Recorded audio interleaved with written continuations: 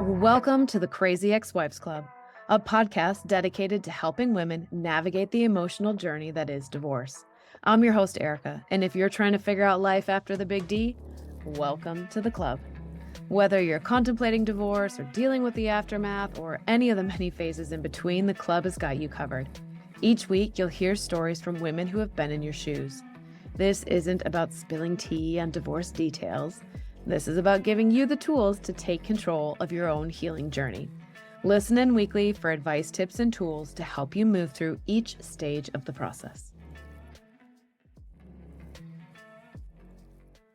Welcome back to another episode of the Crazy Ex-Wives Club. I'm your host, Erica, and today I have Tami Wollensak with us. Now, Tami is a divorce mortgage specialist. She is a certified divorce lending professional and a fellow divorcee who has had to navigate the process, both emotional and business, of divorce. Welcome, Tami. I'm excited to chat with you today. Gosh, Erica, thanks so much for having me. I'm thrilled to be here. And yeah, that was a mouthful for sure. Right? I'm going to ask you to explain what all that is. But before I get there, I just want to say, one of the reasons that Tami and I connected, I wanted to have her on the show, is because this decision around the house is such a big one. And like all aspects of divorce, it is both emotional and a business. And you need to be able to separate those two to make the right decision, because the house is so very emotional. But Tami is really passionate around helping people navigate these tricky mortgage house conversations as you're working through your divorce. So before we talk about that topic, tell us a little bit about what is a divorce mortgage specialist? Like, what makes you specialized in divorce versus just talking to any lender or any mortgage specialist? That's such a great question. And one that I get often too is really, I bridge the gap between mortgage lending and family law. Believe it or not, there's a really large gap that happens. A divorce attorney is not a trained mortgage professional. They're not a trained financial professional in any capacity. Their job is to get you through the legal process. So I was finding through my own divorce and stuff that there was a large gap that happened, and family law attorneys, sometimes unintentionally, were writing things in settlement agreements that couldn't be carried out by the client because of some guideline limitations in mortgage lending. So I really focus on those and help the divorce team really to write a settlement agreement and to educate the client on what they're signing up for so that they can carry it out and make a smoother negotiation and a smoother divorce. Yeah, which is so important, because a lot of times your house is probably the biggest dollar amount that you are negotiating, depending on how long you've been there, depending on how you guys created that home, that it's definitely not something that you want to just sign away, right? You don't want to make a snap decision around it, but we also need to get clear on the emotions on the business so that you know why you're making the decision you're making. You got another title in there too, but certified divorce lending professional. Yeah. What does that one mean? So What I've else are been you in doing? lending for 25 plus years, right? And I really realized that there was a big gap, but most mortgage lenders, we all know one, right? We all have a friend, a cousin, an aunt, and an uncle, somebody that's in the mortgage business, but really they can do mortgage financing for you. But there's a really big kind of specialty and subset, I would say, of guidelines that happen with Fannie, Freddie, FHA, VA, all the different types of financing. This is a particular situation in one person's life that you really want to have somebody that specializes so that they understand the guidelines and can set you up for success. So there's nothing that's going to be a hurdle for you, and that they're thinking of the future and what that transaction might look like, timelines that need to be met, and things that would happen that would need to be written in your settlement agreement. Because as a lender, I was having people bring me settlement agreements and say, "Yay, I won the house," like thinking it was a great thing. And they were needing to refinance within a certain amount of time or whatever they agreed to. And I was going like, "You can't. Well, once you're divorced and the paperwork's inked and the judge stamps it, there's no going back. And so it's really important that you meet with somebody that specializes so that they can spell out the timelines that need to be laid out in the settlement agreement, things that need to be written in there so that once that is stamped by the judge and you're divorced, then mortgage guidelines are in alignment with that. Yeah.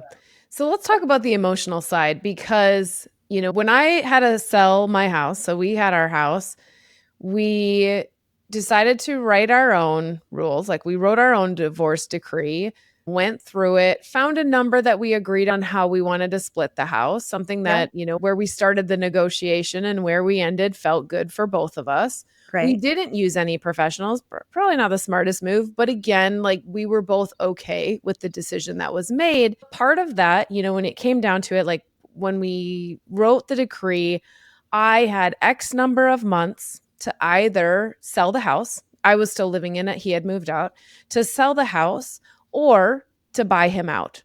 So I sat in that decision of, what do I really want to do? And thought through, what does it look like if I keep it? Because obviously it was a great house. We'd lived there a long time, but that's where a lot of the emotional pieces came in. And after having lived there for 2 years during the separation, I was tired. I was tired of 4 bedrooms and 3 bathrooms. I was tired of a big lot that had to be mowed. I was tired of shoveling snow. And I just knew that solo, that wasn't something that I wanted to invest my time in. And that's kind of a topic that you and I had talked about, that keeping the house is more than just the bill.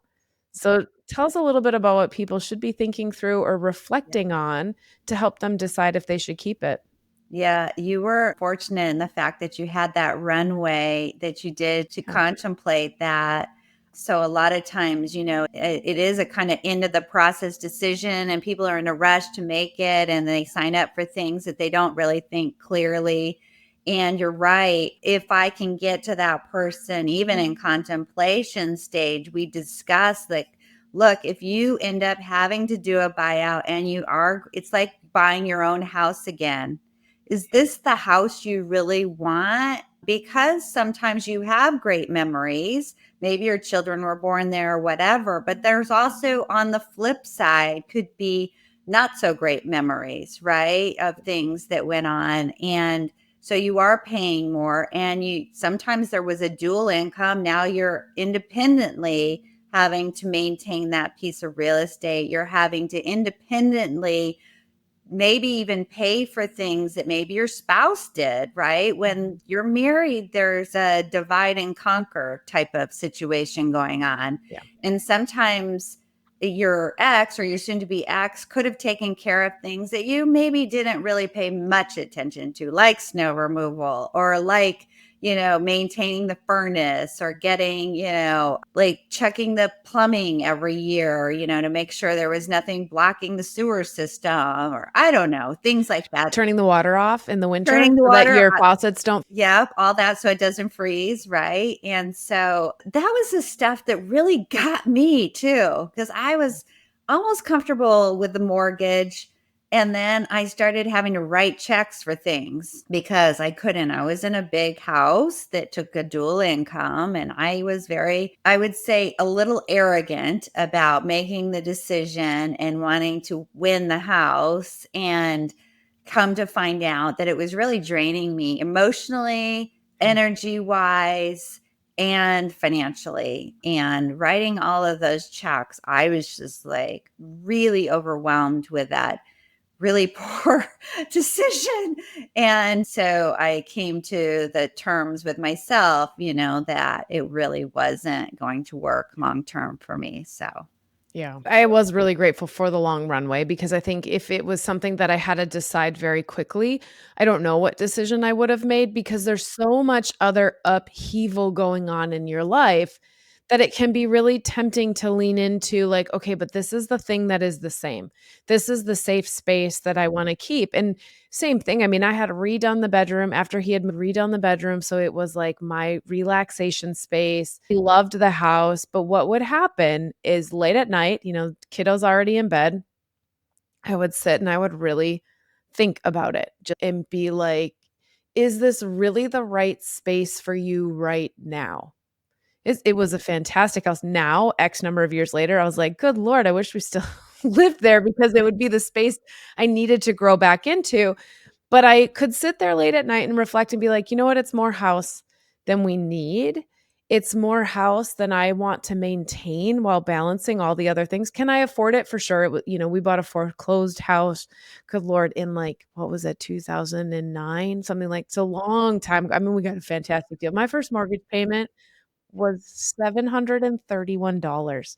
Like, what a joke. That's not even rent anymore. Like, what a joke. So, could I afford it? For sure. Like, I had to outsource the lawn mowing, I'd outsource the snow removal, I was still paying the mortgage. I had that safety net of the 2 years, but that thinking through of, is this energetically the space you want? And it took a little time for me to wrap my head around the fact that the next space, I knew I wanted something that required less of me, less of my time, less of my energy, that felt really good, but I had to wrap my head around that this was a phase, not a forever, because it was really hard for me to step back from having what I thought was the forever home to a townhouse and becoming the townhouse family and the townhouse single mom. Cultural, like, stigma, biases, all the things that we just like, "Oh, you can't afford a real house," right? Yeah, so there was a lot of, like, emotional things wrapped up in that, and I'm sure you come across that often as well. 100%. Yep.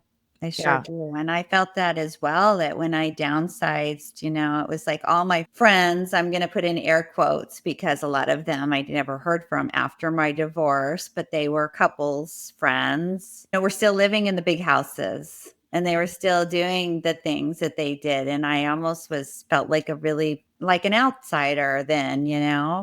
And so there's so much emotion in so many different levels that go along with it. And, keeping up with the way that you used to live, the lifestyle that you once lived, there's a whole grieving process that just goes around that. Like, what the hopes and dreams that you had for yourself and your family aren't going to look the same, and understanding that and coming to terms with it. And a lot of times it's tied to the house. So, and the neighborhood and the whole thing. So, Those are those really important moments too, guys, where you start to break down all of those pieces, and this is how you kinda work through the emotional piece, right? Like, I really looked at, do I really love the neighborhood I was in? Because I was like, "Okay, it's a great neighborhood. I can walk," I walked to the grocery store, I walked to the coffee shop, I walked to the park, like, I had all these things.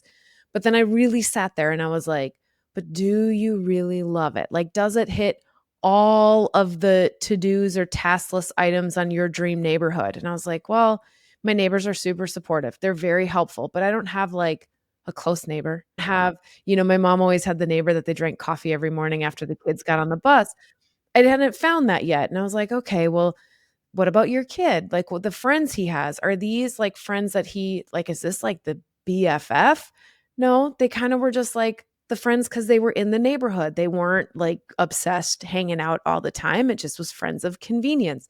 I started to break down all those things that I thought were the condition that you need, that you're striving for to be happy, right? Was it the right place? Was it the right neighbors? Was it the right kid friends? And then it started to look at, like, is this where you wanna spend your time on the weekend? Do you wanna spend a whole day cleaning the house? Do you wanna spend all summer out in the yard maintaining it?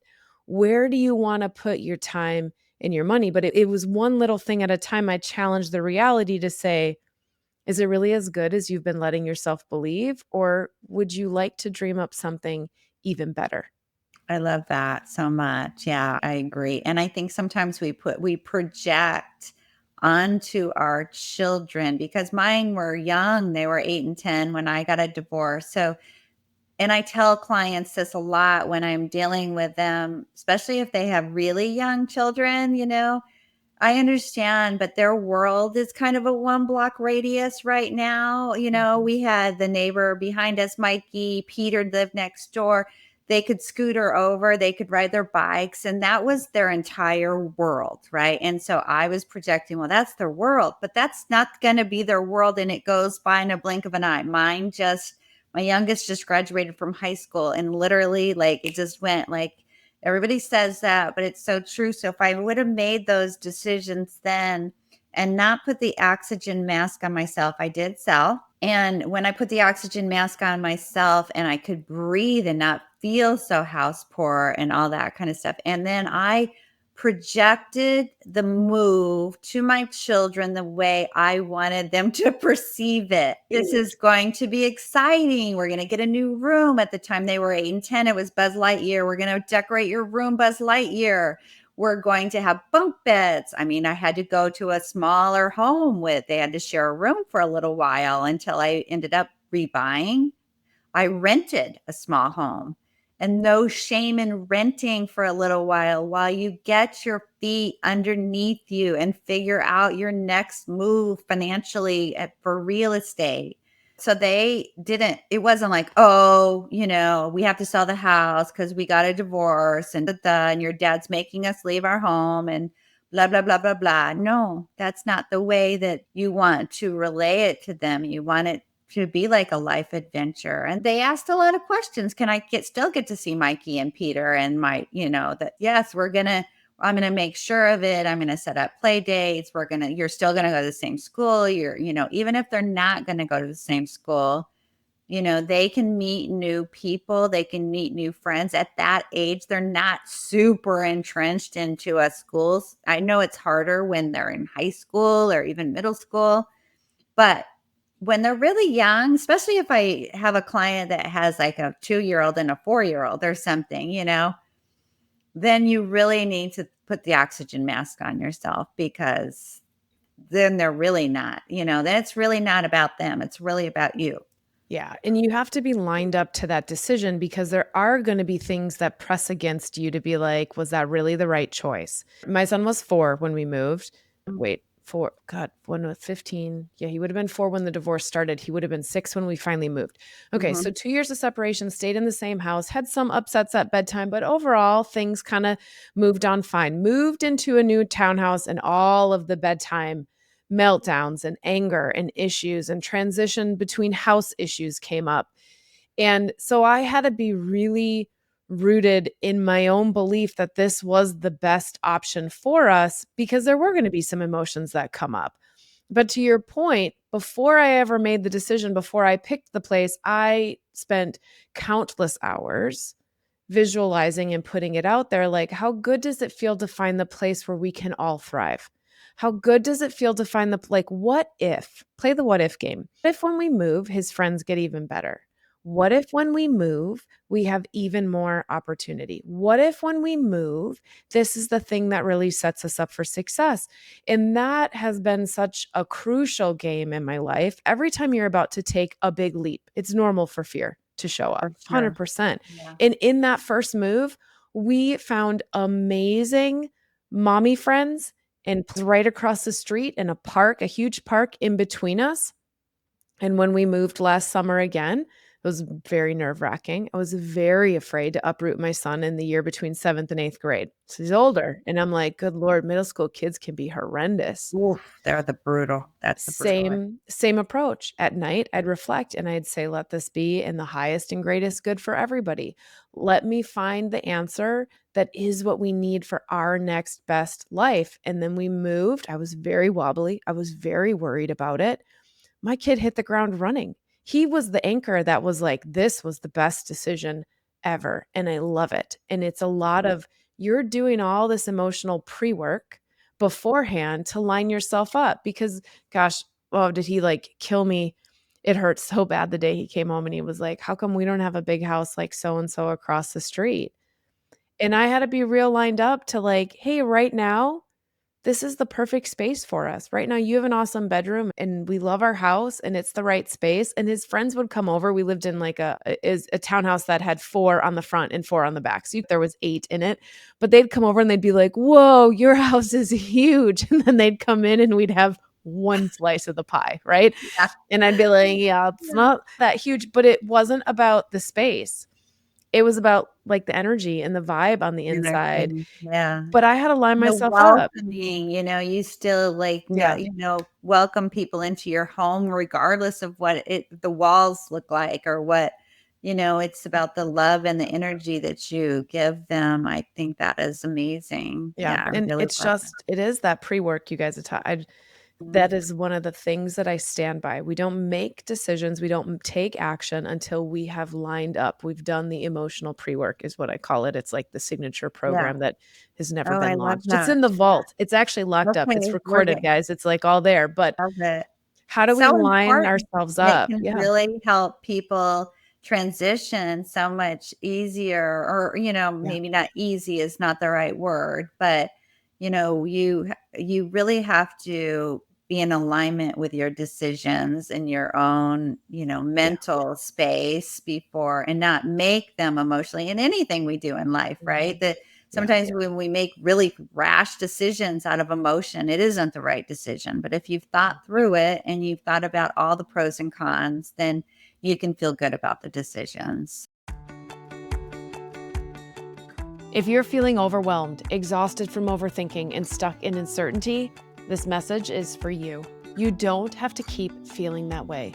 Inside the club, you'll find a safe space to rediscover who you are, clarify what you want, and determine how you want to move forward. Surrounded by women who truly understand and guided by expert support, you are not alone on this journey. Join us at thecrazyexwivesclub.com/the club. It's time to reclaim your life. 100%. And again, you guys, it's a season. It's not a forever. We definitely outgrew our townhouse long before we moved. Yeah. We were bursting Yeah. at the seams. And that's why I cannot stress enough, you guys, doing a couple minutes every single night. How does it feel to find the right space? How does it feel to move into a place where everybody feels like home, where everything is lining up? Do that work beforehand. Get really clear on what you're willing to do and not willing to do, or what you can and cannot do. Didn't have the emotional capacity to take on more stress and more work. And Yeah. that's so much of what is entangled in a home.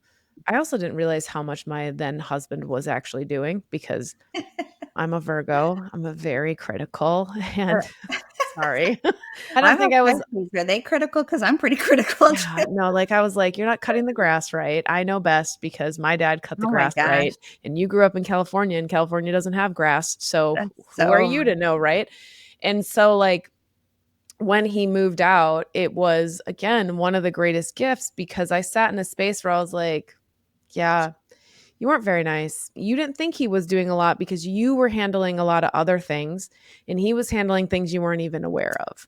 They don't have to, like, spell it out for you just like you weren't spelling it out. I feel that a lot because the same here. I remember one of our biggest arguments was over the garage and how disorganized I felt it was. And it was just like, "This garage is a train wreck. What are you doing?" And I really not a proud moment at all in We my all life. we all have it, and you guys, I ugly cried, bad ugly cried the final night when I moved out, and it Mm, was very interesting to me because I knew that we didn't wanna stay. I knew that where we were going was the next best step. It took me 2 years to get there, like, it wasn't a snap decision. I knew in my heart that this was the right choice. I the space we were moving into, mm, so ready to turn this home over to a family who could completely fill it up with love, and yeah. so I had done a lot of visualizing, and then still that night, just ugly cry and Yeah, just that grief. Mhm. you are gonna definitely go through emotion. It's not gonna be like, "Oh, I'm just gonna do this." There's so much to grieving and going Yeah. through and allowing yourself the space to have those emotions, right? Yep. And feel all the feelings because it's going to come up. It's not like you're just going to make a decision and feel great about it right away. And it took me years, to really and to understand that now I can help others, and it's why I'm so passionate about it now. Even though I'm a mortgage lender, I make money by closing loans. That's how I make my money, but a lot of times it's not the right answer. It's not the right answer. Sometimes the right answer is, girl, you need to sell. You need to take that cash and have a nest egg for yourself and rent for a little while and get stabilized and do some things for yourself. And sometimes you have a big house with a lot of equity and no cash, right? And that is not winning. Your house doesn't have an ATM machine that you can pull up to and grab cash out of it. So I get really angry with attorneys that suggest that the wife keep the house with all the equity and the spouse keeps all the retirement. That is a bad financial choice in my mind, because it's hard to make up a large amount of retirement, especially if you've been a stay-at-home parent and you're going to rejoin the workforce in a different capacity. Giving up your future nest egg for a large amount of equity in the house is just not in alignment with that. And so I really am against that. But I think making, at least if you know what you're doing and can really come to terms with it, and if at the end of the day you make that decision and it's the right one for you and your family, then that's the right answer. That's what I always say. I'm not there to make the decision for you. I'm just there to give you all of the options so that you can make a better informed decision. Right. Because again, there is no one size fits all, right? It's the same question of do I stay or do I go? It depends on you. Yeah. It depends on, there are going to be conditions on each one. Mhm. If you choose to sell the house, there are conditions. If you choose to keep the house, there are conditions. Which are the conditions that you can take on, that you can live with, that you want to live with? Yeah. My ex, when he left, when he moved into his apartment, he didn't take a single thing from the house, not a cup, not silverware, nothing. And he was like, I don't want to see any of it. It's too many memories. And that was Mm. his choice. Right. And I Mhm. was at first grateful because I'm like, thank God I I don't don't have a new buy bill. all that. I don't have a new bill that I have to go buy all new pots and pans. Like I had all our wedding pans, like all the things. And probably like 5 years later, I was like, I kind of wish I had to go buy all new stuff. But that's the list that you need to look at. So we had been there 10 years. So it was time for the upkeep, right? It was time for the new paint. It was time to redo some of the bathrooms. And I was like, oh, I don't want to do it. Like, I'm just done. And so you've got to make that list. And then the emotional component. Is this a space that you want to continue to be reminded of? Is this the space? Can you rebuild a new dream home? What other types of reflection questions do you have people think through? So for those who are listening and are like, I don't know what I need to do, what other topics do they need Yeah, to think about? so when I start a consult with people, I get them to understand really what they're negotiating. It really isn't the house itself, it's the equity in the house. That's the asset. And a lot of times it's significant, especially now with home appreciation has been at an all-time high, right? And a lot of people have a lot of equity in their homes. So, understanding what they're going to have to give up to keep the house, we can massage that buyout by not giving up all the retirement. Maybe you're going to give up some of the retirement and roll in a portion of the equity and what that new mortgage payment looks like, as well as exactly what you said. Okay, so here's your new mortgage payment. This is what feels good for you and what you can qualify for, right? Qualification post divorce is really important. If you're looking at keeping the house, you want to make sure you can qualify. It's going to put you in the negotiation seat to be more empowered to say, I've already spoken to a lender. This is what I'm willing to do. This is what fits my budget, and this is what I can qualify for. So looking at that, but also exactly what you said, look at the utilities. What's the insurance going to be? What's the maintenance cost? Are you going to have any cash in case your Water dishwasher heater goes blows out. out? Something, right? Like you have to replace it. You can't just be like, oh, okay, well, I'm going to go without a water heater. No, you have to have some cash in order to have a slush fund and an emergency fund for yourself, especially if there's children, you have responsibilities, right? In addition to the house, there's things that you need to have a slush fund for. So you don't give up everything and to keep a house and then have no cash, no retirement, no anything other than a house with a lot of equity. Yeah. The other thing that I would like to bring up is if you sell the house, you're going to absorb the cost. There's always a cost to selling real estate.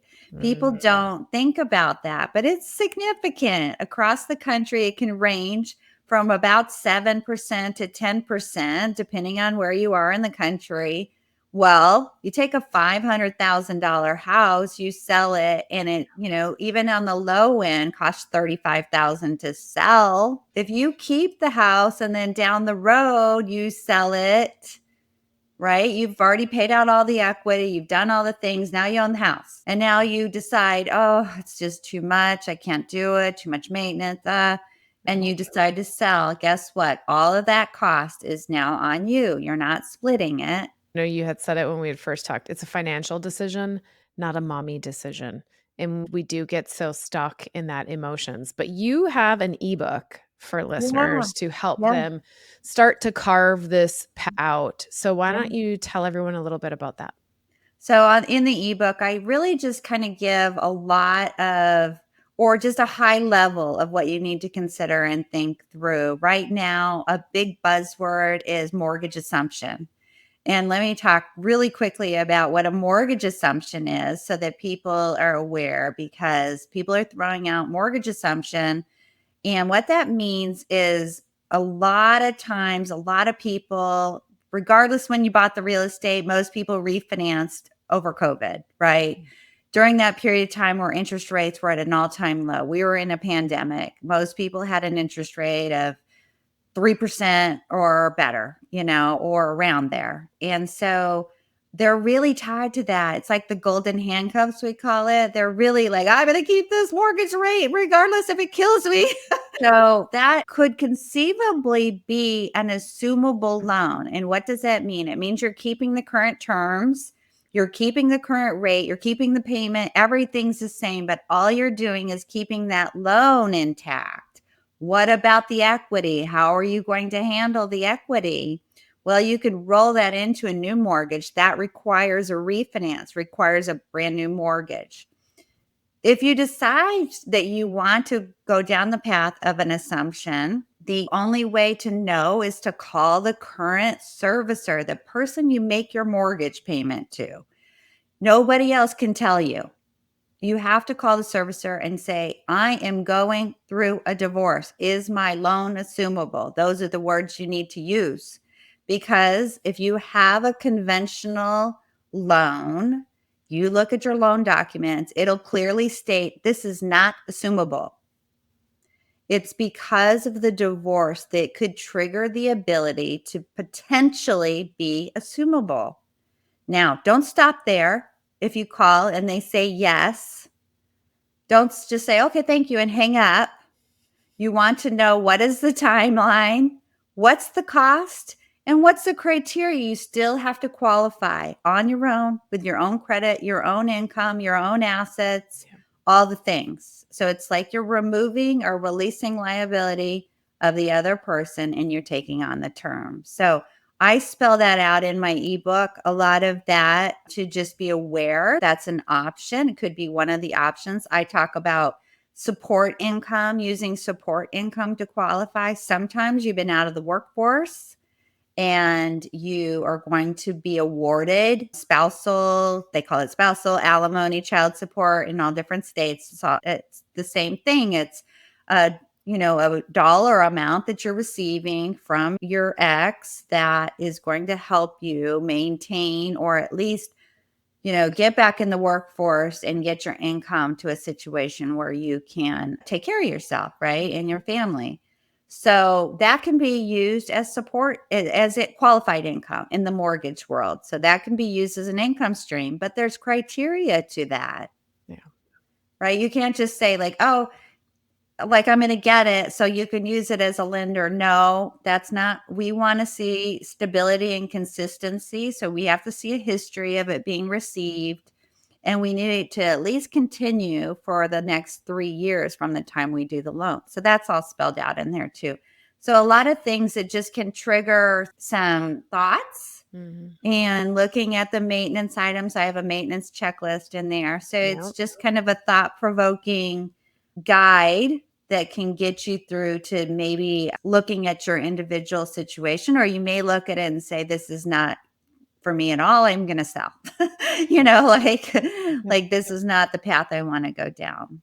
It's just a big decision. It's one of the big ones. Once you decide divorce is the right option, then this is definitely one of the big ones that you want to have some time to think through. So you guys, we have the link to the ebook as well as Tami's contact information in the show notes. It's also online at thecrazyexwivesclub.com under episodes.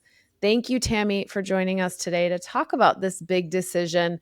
Remember, you guys, as you're moving forward, this is a season. It's not a forever. Your divorce is a huge restart. You get to really consciously build what you want in this next chapter. And sometimes taking a pause on all of the responsibility of a big house and a big mortgage payment and a big yard to maintain is the right decision. Doesn't mean you won't move back into it. You probably will, but sometimes we need to just take a little pause to get your feet underneath you. Thanks, Tami, for joining us today. And you guys, until next week, give yourself grace and move through your healing process. And that's it. Another great episode of the Crazy Ex-Wives Club, a podcast for women learning how to heal from their divorce. Tune in next week for more advice and tips to help you figure out life after divorce.